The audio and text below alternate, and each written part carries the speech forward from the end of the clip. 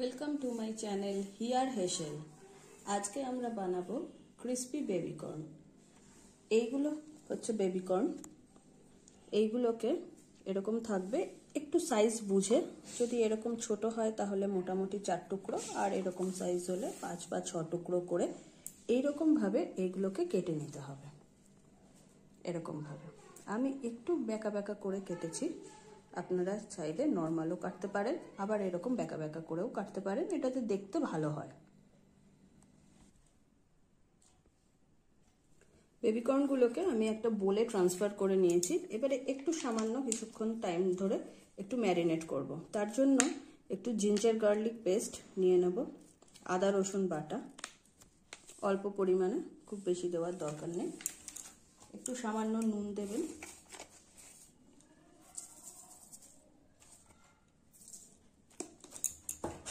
হলুদ গুঁড়ো একটু সামান্য, একটু জিরে গুঁড়ো, একটু কাশ্মীরি রেড চিলি পাউডার বা এমনি শুকনো লঙ্কার গুঁড়োও দিতে পারেন আপনাদের ঝাল বুঝে। এটাকে ভালো করে মাখিয়ে কিছুক্ষণ রেখে দেব।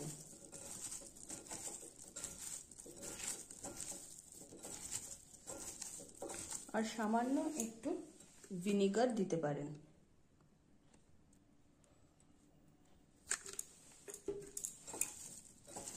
ভিনিগার দিয়ে ভালো করে মাখিয়ে এটাকে 15 মিনিট মতো একটু রেখে দেব।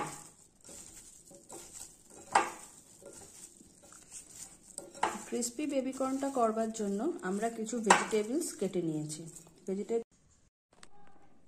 ক্রিস্পি বেবিকর্নের জন্য আমরা এরকমভাবে পেঁয়াজ কেটে নিয়েছি। পেঁয়াজগুলোকে একটু বড় বড় করে এরকম করে পেঁয়াজগুলো কেটে নিয়েছি। আর গ্রিন বেল পেপার নিয়েছি, yellow bell pepper, red bell pepper, এই 3 রকম ছোট ছোট টুকরো করে কেটেছি। আমি কাঁচা লঙ্কা ব্যবহার করছি না, আমি একটু চিলি সস ব্যবহার করব বলে। আপনারা যদি চান তো কাঁচা লঙ্কাও ছোট ছোট কুচি করে ব্যবহার করতে পারেন। ম্যারিনেট করা বেবিকর্নগুলোতে এবারে একটু কর্নফ্লাওয়ার দিয়ে নিচ্ছি।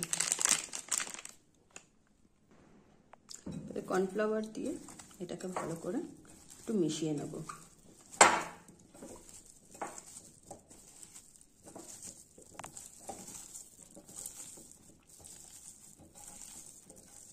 কর্নফ্লাওয়ার দিয়ে পুরোটা ভালো করে মিক্স করে নিয়েছি। কড়াইতে কিছুটা তেল গরম করে নিয়েছি। এটা একটু ডিপ ফ্রাই করতে হবে, তাই তেলটা একটু বেশি করে দেবেন। আর একটা একটা করে এইভাবে ছাড়বেন।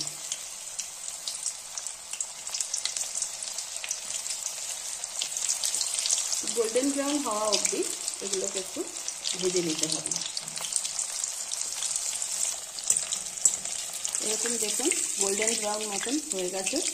এবারে এগুলোকে আমরা আলাদা করে তুলে নেব। বেবিকর্নগুলোকে আমরা পুরো ভেজে তুলে রেখেছি। এবারে একটা ফ্রাইং প্যানে একটু তেল নিয়ে নিয়েছি, ওই ভাজা তেলটাও নিতে পারেন। তারপর পেঁয়াজ, বেল পেপার যেগুলো আছে সেগুলোকে একে একে সব দিয়ে দিতে হবে। পেঁয়াজ, ক্যাপসিকাম এগুলো একটু ভাজা ভাজা করে নিচ্ছি, হালকা, খুব বেশি ডিপ ভাজার দরকার নেই। এগুলো ভাজা ভাজা হতে হতে একটু গ্রেভিটা বানানোর জন্য একটা সস তৈরি করে নিই। বিভিন্ন রকম সস মিশিয়ে একটা গ্রেভি তৈরি করার জন্য একটা সস রেডি করে নিই। প্রথমে আমি একটা বাটিতে একটু টমেটো কেচাপ নিয়ে নিচ্ছি। আপনারা যদি একটু ঝাল ঝাল খেতে বেশি পছন্দ করেন, মানে খুব ঝাল তৈরি করেন, তাহলে টমেটো কেচাপটা একটু কম দেবেন, চিলি সসটা একটু বেশি দেবেন। আমি খুব ঝাল তৈরি করছি না, তাই আমি চিলি সসটা খুব বেশি দিচ্ছি না। চিলি সস দিলাম টমেটো কেচাপের পর, সামান্য একটু ভিনেগার দিলাম, আর একটু সয়া সস দিলাম। এটাকে ভালো করে মিশিয়ে নেব।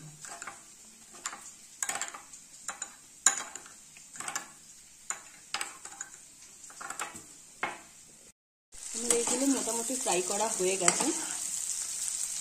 এবারে আমি যে সসটা রেডি করেছিলাম সেই সসটাকে আমি এখানে মিশিয়ে দিচ্ছি।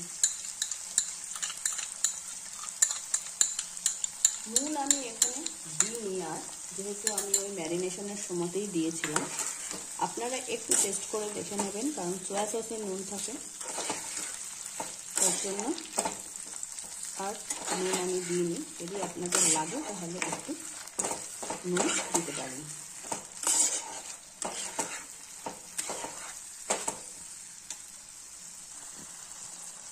আমার একটু নুনের প্রয়োজন আছে, তাই আমি একটু নুন এই স্টেজে অ্যাড করে দিলাম।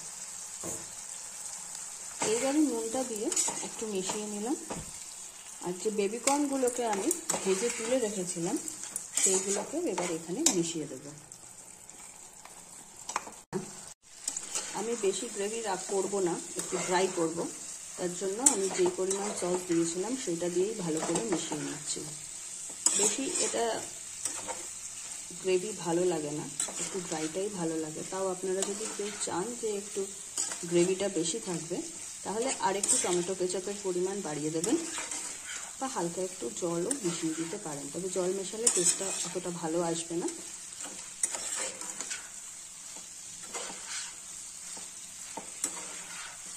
ভালোভাবে এটার সাথে মিক্স হয়ে গেছে।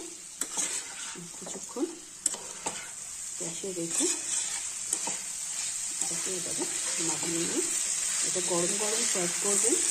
এটা স্টার্টার হিসেবে শুধু মুখে খেতে খুবই ভালো লাগবে, এটা বাচ্চাদেরও খুব ভালো লাগে। সেক্ষেত্রে একটু ঝালের পরিমাণটা বুঝে ব্যবহার করলেই হবে।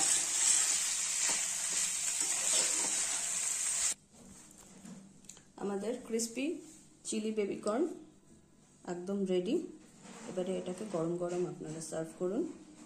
বাচ্চা বড় সবারই এটা খুব ভালো মুখরোচক সন্ধ্যের খাবার।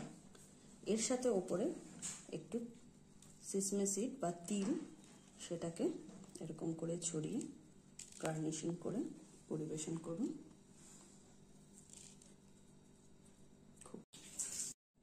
আমার চ্যানেলের রান্নাগুলো যদি আপনাদের ভালো লাগে তাহলে লাইক করবেন, শেয়ার করবেন, কমেন্ট করবেন, আর অবশ্যই চ্যানেলটিকে সাবস্ক্রাইব করবেন। Thank you.